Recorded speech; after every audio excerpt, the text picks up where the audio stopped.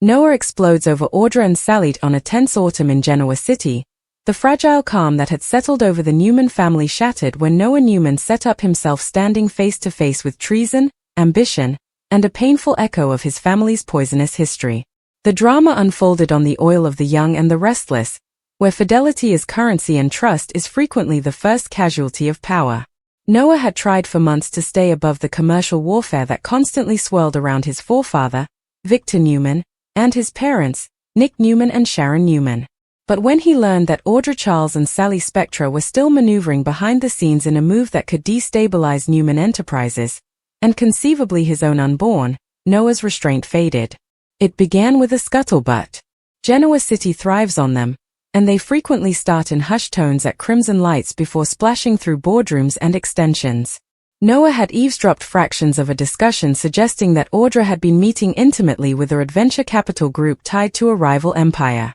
The name that surfaced again and again in the whispers was Sally Spectra, a woman with gift, drive, and a complicated romantic history with both Nick and Adam Newman. Noah didn't want to believe it. He'd formerly trusted Audra. Against his better judgment, he'd allowed himself to imagine a future with her, one erected not on manipulation, but on participated ambition and honesty. That vision atrophied when inarguable evidence landed in his inbox, documents linking Audra and Sally to a strategic cooperation designed to siphon creative contracts down from Newman Media. Noah's first instinct was unbelief. His second was fury. He stormed into the Newman Media Services without an appointment, his jaw set and his mind racing. Workers scattered as he moved through the corridor with a purpose that was insolvable to ignore. When he reached the administrative conference room, he didn't knock. Outside, Audra and Sally were seated across from one another, tablets open, voices low but intent. The moment the door slammed against the wall, both women looked up, startled. "Noah," Sally said precisely, her tone a mix of surprise and heedfulness. "What's this? What's this?" Noah shot back, holding up the published documents like substantiation in a courtroom. "You tell me. Because it looks like the two of you are trying to sculpt up Newman Media behind my family's back." Audra recovered first, her countenance slipping into that familiar cool confidence. "You're being dramatic," she said. "It's called diversification. Commodity your forefather understands veritably well." The citation of Victor only inflamed Noah further. "Don't you dare pretend this is some noble business strategy. You knew exactly what you were doing." Sally stood sluggishly, placing her hands on the table as if grounding herself. "Noah, this isn't about you. It's about erecting commodity independent. Commodity that doesn't revolve around the Newman name." "That's accessible," Noah snapped. "Because it still uses Newman coffers." The pressure in the room thickened. Outdoors, staff members pretended to work while straining to hear the raised voices. Genoa City had seen its share of explosive competitions, but this felt different, further particular. Noah wasn't just defending a pot, he was defying the painful consummation that he'd misgauged someone he formerly loved. Audra stepped closer, her eyes flashing. "You're angry because you feel left out. Because you allowed. You had control." "I'm angry," Noah replied through gripped teeth, "because I trusted you." Silence followed. It wasn't the theatrical kind, it was raw and heavy. Sally's expression softened, though her resoluteness didn't. "Trust doesn't mean power. And it doesn't mean we stop pursuing our own intentions." Noah laughed plaintively. "Ambition? Is that what we're calling this? Because from where I'm standing, it looks like sabotage." The battle resounded far beyond the conference room. Within hours, Nick was informed that his son had nearly caused a scene loud enough to reach the board of Newman Enterprises. Nick set up Noah latterly that evening at the estate, pacing near the forces, still seething. "You ain't let Audra get under your skin like this," Nick advised, keeping his voice calm. "Business is complicated." "No," Noah combated. "It's not complicated. It's calculated. And she's using Sally to make it look licit."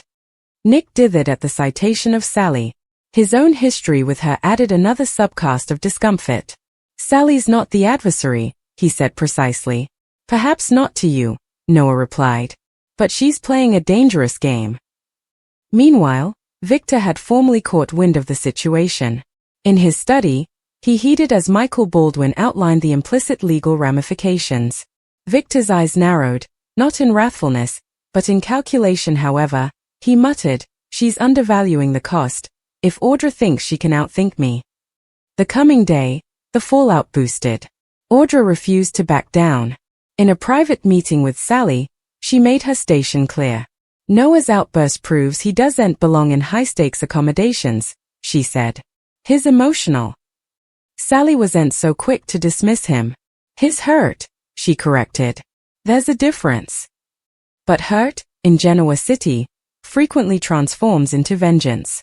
Noah decided to take a runner from his forefather's playbook. However, he'd gather influence of his own, if Audra and Sally wanted to play hardball. He reached out to connections in the music and tech diligence areas where Newman Media had untapped eventuality. He wasn't going to supplicate for translucency. He was going to make commodity that would make their initiative inapplicable. When Audra learned of Noah's counter-strategy, she brazened him again, this time without the buffer of a boardroom.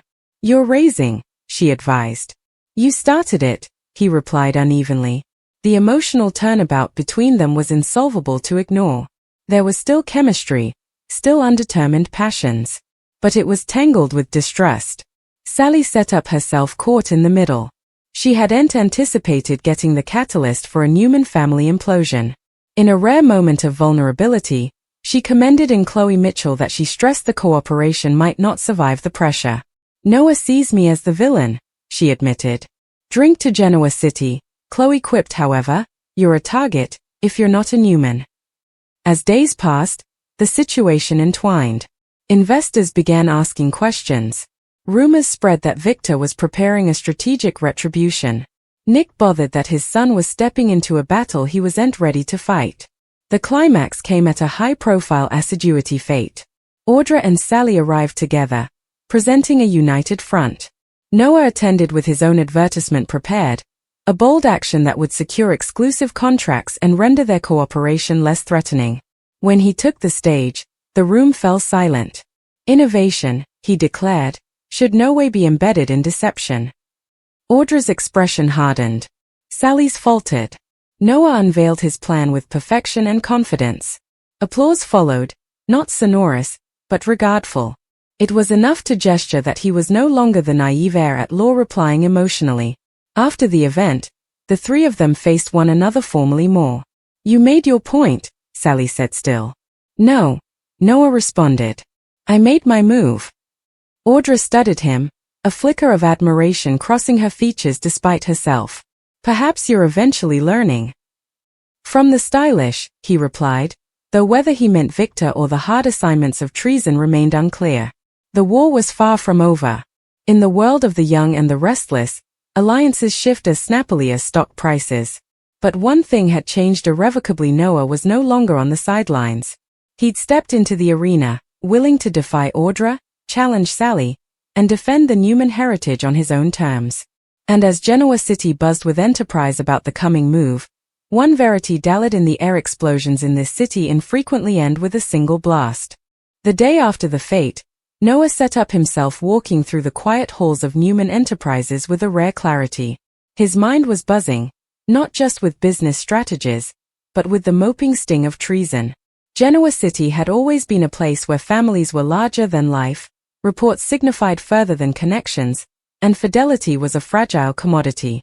He'd seen it firsthand with his parents, with Victor, and now, sorrowfully, with Audra and Sally. Yet, despite the pang, there was a resoluteness in him that hadn't was ahead. He wasn't just replying presently, he was anticipating. He understood that in this megacity, power didn't simply appear. It was earned, fought over, and, at times, stolen. Meanwhile, Sally returned to Spectra Fashions, the name that had formerly been synonymous with glamour but had since morphed into a mecca for colluding, strategy, and sometimes, redemption. She walked into her office, taking in the familiar smell of fabrics and polished wood. Yet, commodity was different. The last battle with Noah had left her unsettled, a crack in her confidence that she wasn't used to feeling. Sitting behind her office, she goggled at her reflection in the glass, replaying the words changed in the Newman Media boardroom. Noah sees me as the villain, she had confessed to Chloe. And maybe, for the first time, she allowed herself to wonder if she really was, or if she had been trapped by circumstances and ambition. Chloe, ever the realist, had offered her advice in Genoa City. Villains are frequently the bones, with the courage to do what others won't. And icons, well, they get masticated up briskly than you'd suppose. Sally jounced, but inwardly, she felt the weight of Noah's aspect. The intensity that had pierced her during the fate. He wasn't just angry, he was determined. And determination in the Newman family was infrequently a particularity to underrate. At Newman Media, Noah's day was no less chaotic. He held back-to-back meetings, negotiating new deals and subtly displacing himself in a way that both demonstrated his independence and his constancy to the Newman heritage. Every hand he placed, every contract he reviewed, felt like a statement he'd not be sidelined. Yet indeed, as he navigated the commercial maze, he couldn't shake the images of Audra and Sally. Their presence was like a shadow, and in Genoa City, Merck had a tendency to stretch further than anticipated. Nick, ever the defensive father, had begun to notice the subtle changes in Noah. He observed the way his son's eyes hardened during board meetings, the way his posture shifted when agitating challenges or strategizing for Newman Media. "You're carrying this too tete-a-tete," Nick said one evening, placing a hand on Noah's shoulder.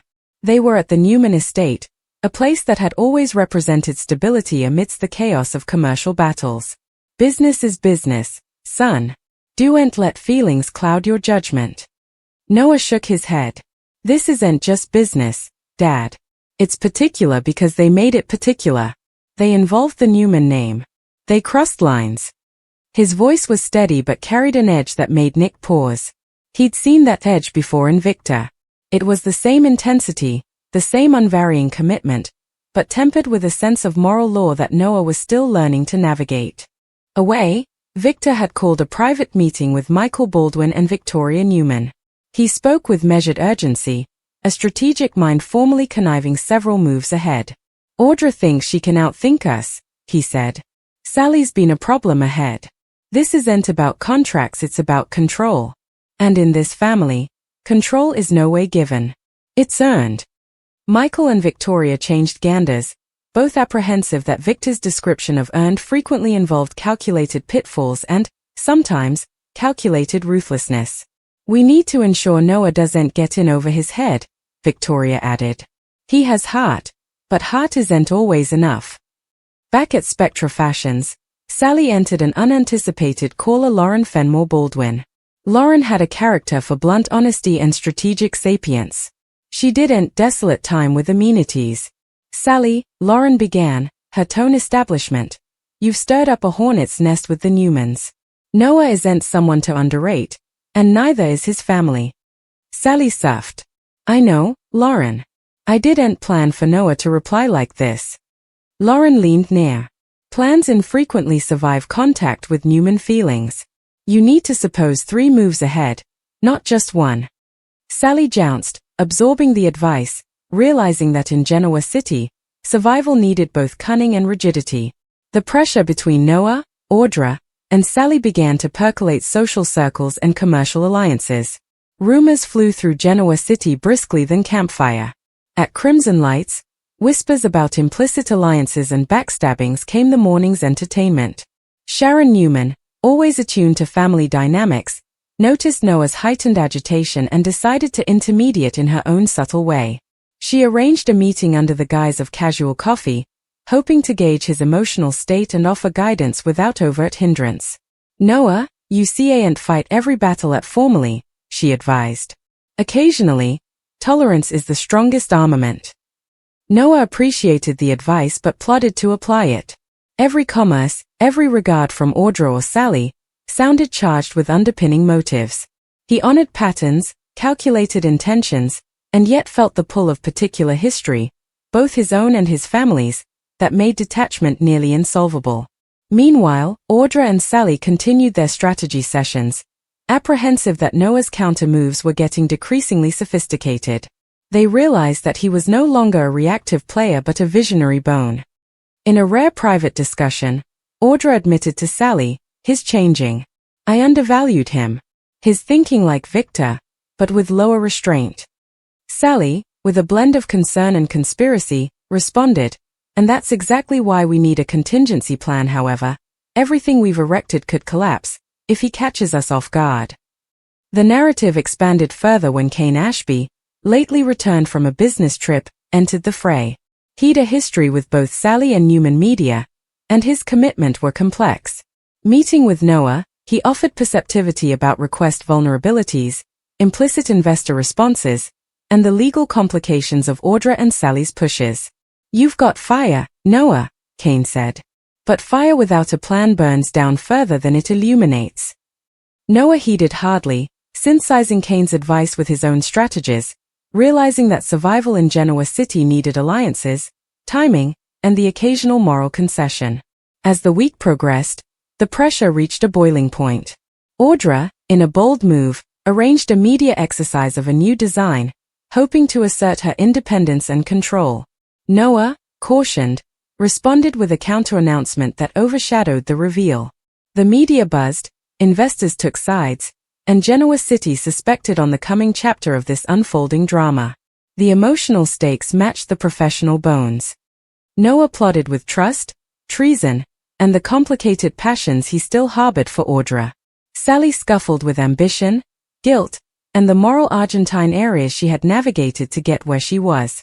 Audra balanced advised strategy with particular snares, apprehensive that one wrong move could have consequences far beyond Newman Media. Each decision, each regard, each rumored discussion carried weight.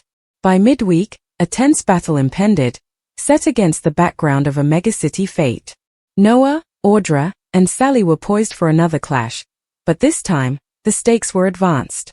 Investors, media, and family members would all bear substantiation. The outgrowth could review connections, commercial scales, and individual intentions.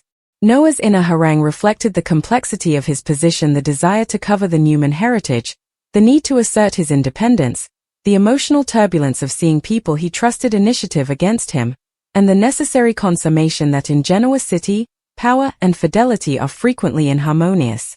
He braced himself for battle, knowing that in a megacity erected on drama, every action is both a move and a communication. The night of the fete arrived, spangling chandeliers casting long reflections across the polished marble bottoms of the event hall. Genoa City's elite mingled, spectacles of champagne in hand, horse laugh masking the turnabout of colluding that always thrived beneath similar fests. Noah entered the room with quiet confidence, his acclimatized suit sharp and precise, a visual statement that he was there not just to attend, but to assert himself. Eyes turned, whispers floated, but Noah's focus was singular: Audra and Sally. Audra arrived shortly after, her fineness inarguable, her posture commanding attention. Beside her, Sally's confident smile was tempered by a flicker of anxiety, a reflection of the high stakes they now faced. The pressure between them and Noah was palpable indeed before the evening speeches began. As the formal program commenced, assiduity leaders spoke of invention, growth, and collaboration, but Noah's mind was on strategy. When his turn arrived to address the followership, he stepped onto the stage, papers in hand, heart steady despite the storm of emotion beneath the face. "Ladies and gentlemen," he began, voice carrying with authority, "we've all seen what happens when ambition overrides integrity. Newman Media stands for creativity, for trust, and for the people who make our vision possible. Tonight, I'm proud to unveil a new action that prioritizes translucency and collaboration, without immolating invention." The crowd erupted in polite applause, but all eyes in the room turned to Audra and Sally. The subtle undermining they had colluded was now combated by Noah's bold public move. Tales gurgled through the hall, numerous impressed by his poise, others curious how Audra would respond. Audra's eyes met Noah's from across the room, a flash of respect mingling with undetermined pressure. She knew that despite her sweats, Noah had managed not only to neutralize their scheme but to crop in a stronger position than ahead. Sally, watching from her side, gripped her jaw, fating the unanticipated effectiveness of Noah's strategic thinking. After the fete, the three of them set up themselves alone in a quieter part of the venue, the murmur of distant exchanges furnishing a strange kind of background for battle. "You've really grown, Noah," Audra said, her voice measured. I didn't anticipate you to handle this with finesse. Noah's not just learning, Sally fitted. He's proving that he can play the game, and palm. Her tone carried admiration.